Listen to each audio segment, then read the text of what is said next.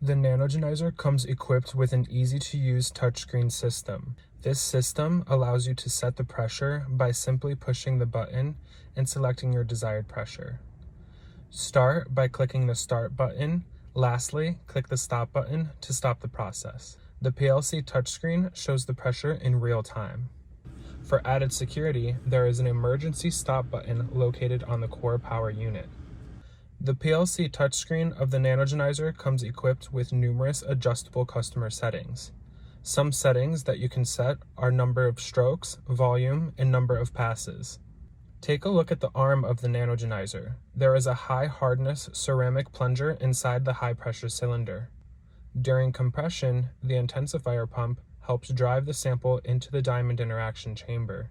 The sample travels through the cylinder at high pressure and acceleration.